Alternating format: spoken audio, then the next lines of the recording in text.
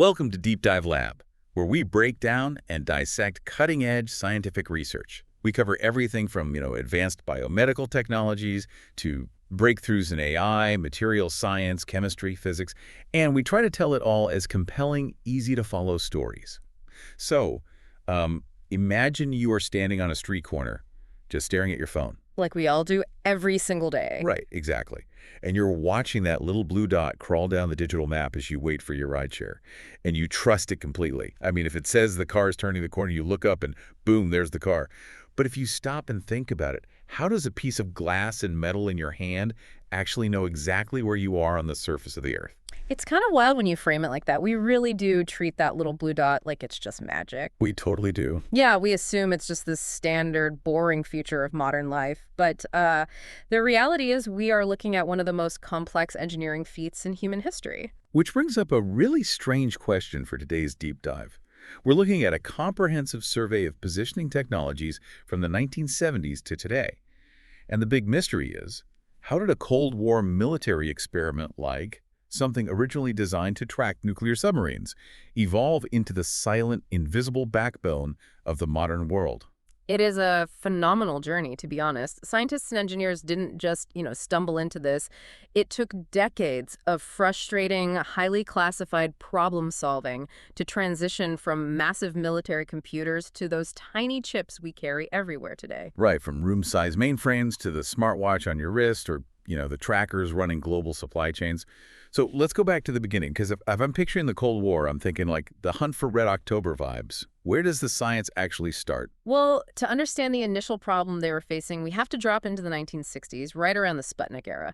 The U.S. Navy was dealing with a massive logistical nightmare. Okay, what kind of nightmare? They needed a way to accurately track their submarines, specifically the ones carrying ballistic missiles. Because think about it. If you are preparing for a worst-case scenario where you have to launch a missile from the middle of the ocean... You'd need to know exactly where you're starting from. Exactly. You absolutely must know your exact starting coordinates, or the math for the entire launch trajectory is completely useless. The missile would miss by miles. So the Navy developed a system called transit. Wait, but a submarine is underwater. How on earth is it getting a radio signal from space? Did they have to, surface, wait for a satellite to pass, and then do the math? Basically, yes. They had to deploy an antenna up near the surface to catch the signal. And the transit system used these polar orbiting satellites and relied entirely on something called the Doppler shift. The Doppler shift, that's the sound wave thing, right? Yeah, exactly. Think about when an ambulance drives past you on the street.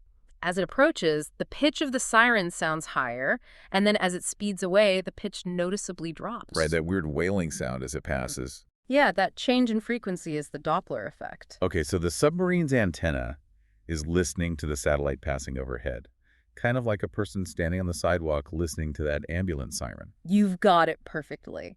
The satellite broadcasts this continuous radio signal, and as it orbits overhead, the submarine's receiver measures the shift in that radio frequency. By calculating the exact arc of that shift, the scientists could mathematically estimate the submarine's location. Wow. Okay, that's incredibly clever. It was, but there was a glaring limitation with transit.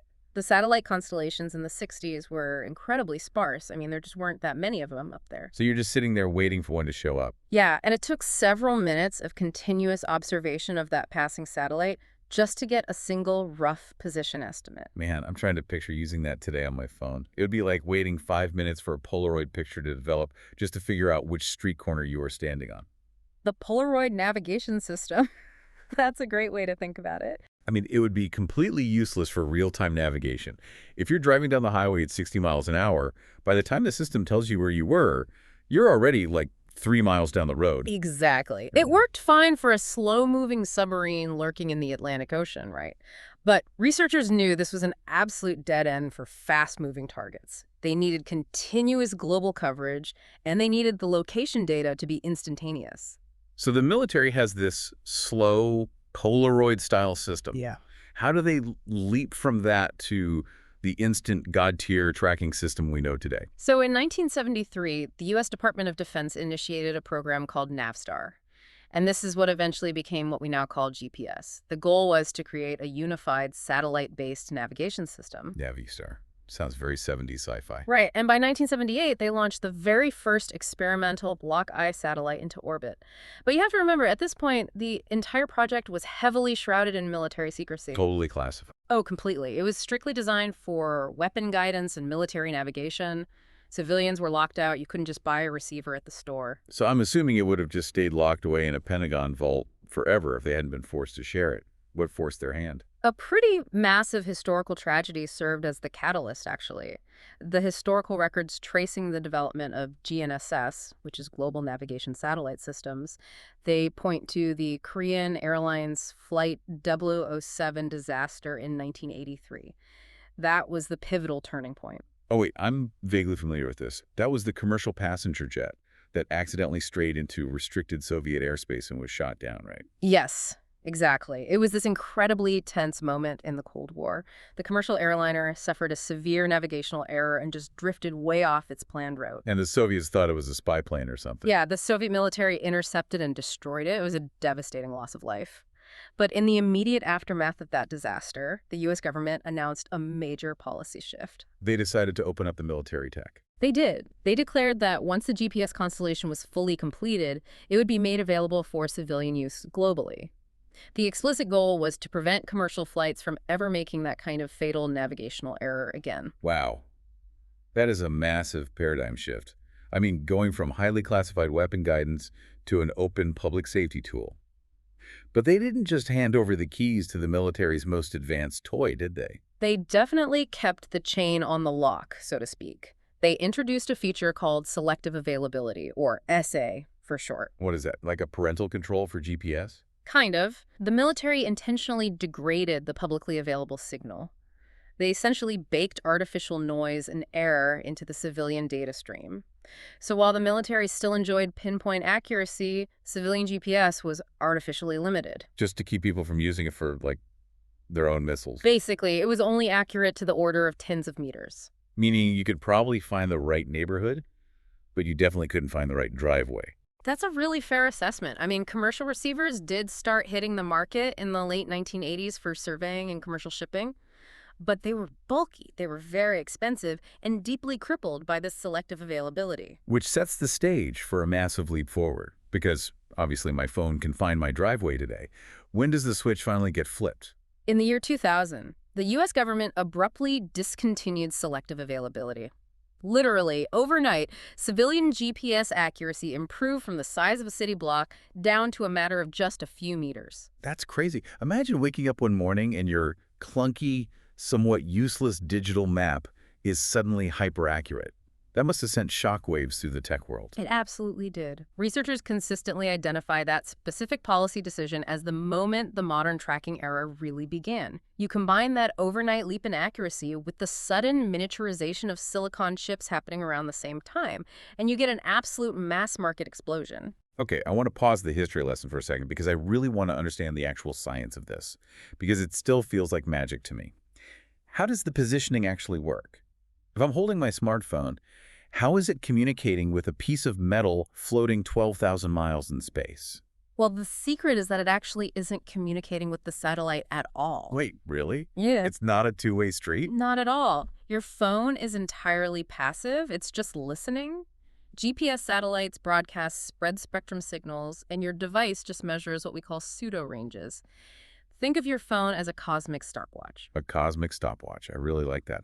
But hold on. Earlier you mentioned things like spreading codes and carrier phases in the notes for this deep dive. Is a spreading code just like the specific language or frequency a satellite uses? Because I'd imagine if they all broadcast at once, it would just be one giant wall of static. Exactly. Without spreading codes, the signals from dozens of satellites would literally just sound like white noise to your receiver. The code allows your phone to isolate and tune into one specific satellite at a time. Okay, so back to our cosmic stopwatch. How does it tell time? So the satellite has an incredibly precise, multi-million-dollar atomic clock on board. It broadcasts a signal that basically says, I am satellite X, and I sent this message at exactly 12.0000 and 0 microseconds. And it beams that down to Earth. Right. And then your phone receives that signal and checks its own internal clock. It says, okay, I received this message at 12:00:1001. It calculates the exact fraction of a second it took for that signal to travel from space to your hand. And because radio waves travel at the speed of light, if you know the exact time it took, you know the exact distance. Yes, that calculated distance is your pseudo range. Now imagine you know your exact distance from one satellite. That means you could be anywhere on the surface of a giant imaginary sphere around that satellite. Right, like a giant bubble in space. Exactly. If you grab the distance from a second satellite, your location narrows down to where those two giant spheres intersect, and where two spheres intersect, they form a circle. Okay, I'm tracking. Add a third satellite, and that circle intersects with a third sphere, which narrows your location down to just two possible points in all of space. And I'm guessing one of those points is probably way out in deep space somewhere, so the phone just assumes you were at the other point, which is on the surface of the Earth. You've got the geometry perfectly. It's a process called trilateration. Trilateration, not triangulation. No, triangulation uses angles, trilateration uses distances. And a fourth satellite is required to correct any tiny errors in your phone's relatively cheap internal clock compared to the atomic clock in space. So it's essentially 3D geometry playing out continuously at the speed of light. Yes, billions of times a day in the palm of your hand. Doing speed of light geometry on a smartphone makes sense. They're powerful computers. Yeah. But this brings up something that has been bugging me about modern tracking. The recent research papers in our deep dive today, they focus heavily on GNSS IoT integration. The Internet of Things. Right. We are putting tiny battery-powered trackers on shipping pallets, on bicycles, on wildlife like sea turtles. Doing intense math constantly drains batteries. Anyone who has used maps on their phone knows it kills your battery. So how does a tiny tracker constantly talk to space without dying in an hour? That is a great question, and it was a massive bottleneck in the industry for years. The computational power required to acquire the signal, strip away the noise, and compute those pseudo-ranges we just talked about, it's immense. So how do they get around it? Researchers, including teams publishing in the Scientific Journal of Silesian University of Technology, developed a brilliant workaround. They introduced this concept called GNSS in the cloud. GNS in the cloud. Okay, so wait, do they just not do the math on the device at all? Do they just make the tracker a dumb microphone that records the space static and sends it to like an Amazon server to figure out? You absolutely nailed it. It's this elegant delegation of work. The tiny physical tracker wakes up for just a fraction of a second. It grabs a raw, unprocessed snippet of the radio frequency data from the satellites overhead. And it doesn't even try to read it. It doesn't analyze it at all. It just packages that raw snippet and fires it over a standard cellular network up to a cloud server. And the cloud server, which is plugged into the power grid and has infinite processing power, does all the heavy lifting. Yes. The cloud computes the trilateration geometry and determines the location, while the physical tracker immediately goes back to sleep. This trades a tiny bit of network data for massive energy savings. It allows a small tracker to run off a little coin-sized battery for months, or sometimes even years. Oh, wow. That is brilliant. So if we can track anything anywhere for months on end, what happens when we attach these to everything? How is this actually changing society right now, beyond just finding a coffee shop? It's completely rewiring global logistics, for starters. Take the cold chain, for example. We aren't just looking at a blue dot on a map for a delivery truck anymore. We are integrating location data with environmental sensors. Oh, right, because of the Internet of Things. Exactly. So if a pharmaceutical company is shipping highly sensitive vaccines or a grocery chain is shipping ice cream, the tracker sends real-time data to the cloud showing its exact coordinates, plus the internal temperature and humidity of the cargo container. So you know if your ice cream melted somewhere in Nevada. Better than that, if a refrigeration unit fails in the middle of a desert highway, the system detects it instantly and automatically reroutes the truck to a repair facility before the cargo even spoils. That is incredible efficiency. What about on a more personal, human level? The healthcare applications are really profound. Tracking systems are increasingly used to protect Alzheimer's patients or individuals with severe cognitive decline. Caregivers use something called geofencing. Geofencing, like drawing a virtual fence. Exactly. The software draws an invisible digital perimeter around a safe zone, like a house or a care facility. The patient wears a discrete tracker. If they wander and cross that invisible boundary, the system instantly triggers an alert to family members or nurses. Oh man, the peace of mind that must offer families is hard to overstate. I also noticed this survey mentioned impacts on urban planning. How does a blue dot change how we build cities? Mostly by replacing extremely flawed human memory. Historically, if city planners wanted to understand traffic flow to build a new subway line or highway, they had to ask residents to keep travel diaries. Where did you drive on Tuesday? How long did it take? And people are terrible at remembering what they had for breakfast, let alone what time they merged onto the freeway. Right. We are incredibly unreliable narrators of our own lives. We forget detours. We drastically underestimate travel times. We think we commute for 10 minutes when it's really 30. Exactly. But modern spatial temporal data collected from aggregated GPS trajectories vastly outperforms those old self-reported diaries. Urban planners can now see, in real time, exact traffic bottlenecks, how pedestrians interact with public transit, and how land development actually influences human behavior. It just takes all the guesswork out of city building. Okay, but listening to all this, it brings up a massive red flag for me. We are talking about highly accurate space trackers attached to our cars, our pets, our loved ones, and our phones. This feels like the part of the movie where the technology turns sinister. The privacy and security implications of carrying a tracker everywhere we go must be enormous. You are touching on the single most critical challenge researchers are facing today.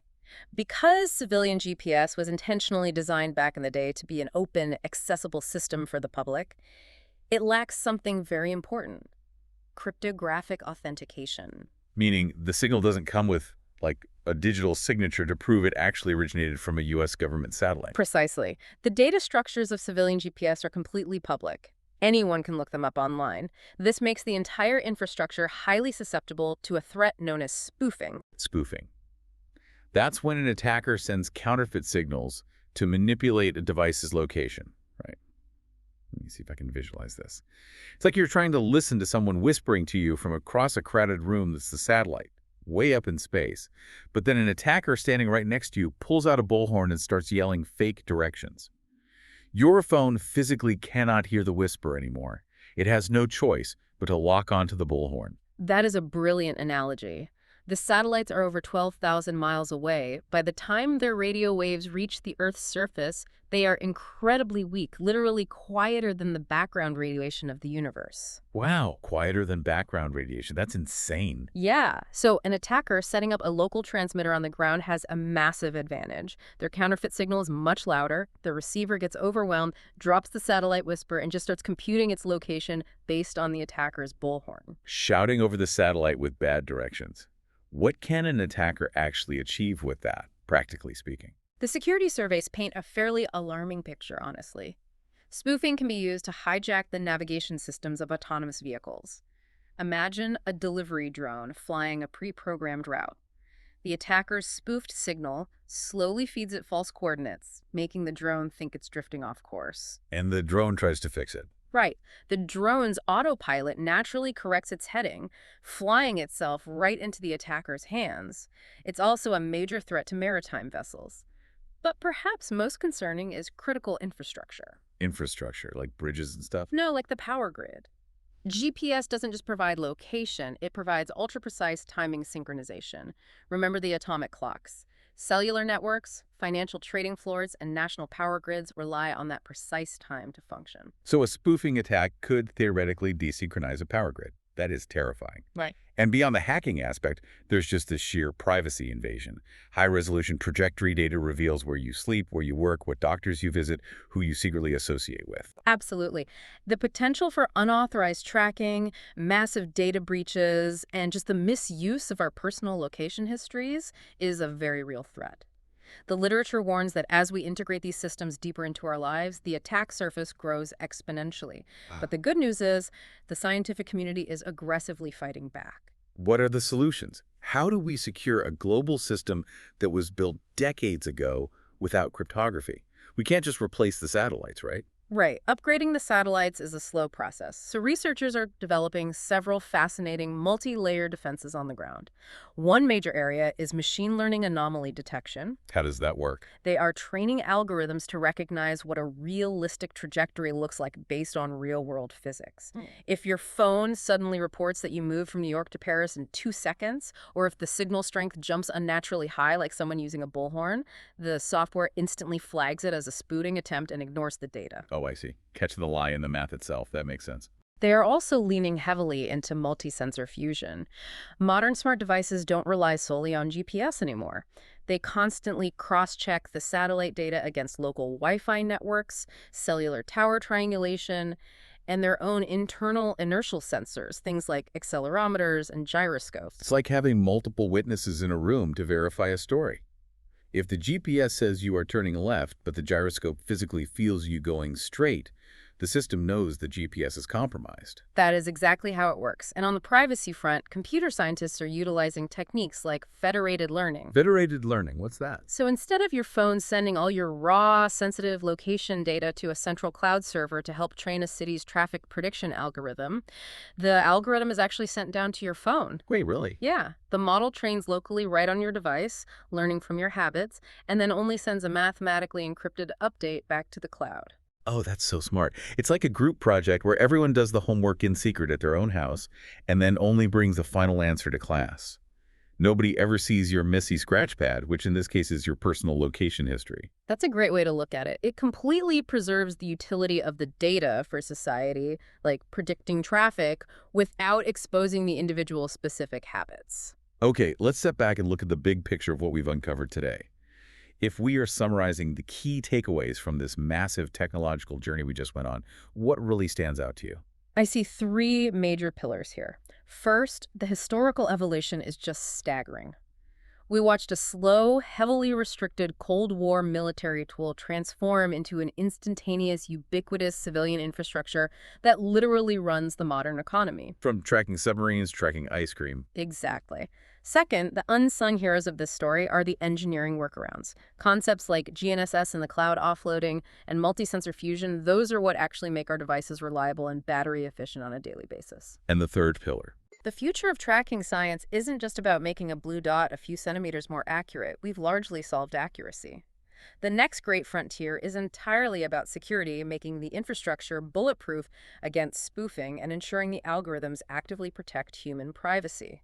You know, digging into this gives you a totally different perspective on how innovation happens. So often, these massive leaps forward begin as highly classified instruments of national security. But their greatest, most profound impact on humanity only happens when they are democratized, when the artificial limits, like selective availability, are removed, and the tools are placed into the hands of ordinary people, commercial engineers, and researchers. I couldn't agree more. The democratization of space-based data is arguably what built the fast-paced, interconnected modern world we live in today. It really is. But it leaves me with a final, slightly provocative thought to chew on.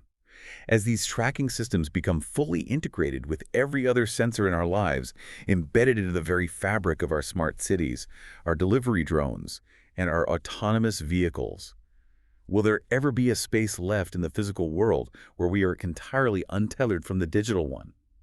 Or is the little blue dot just a permanent, inescapable part of the human experience now? It seems the physical and digital worlds are permanently fused at this point.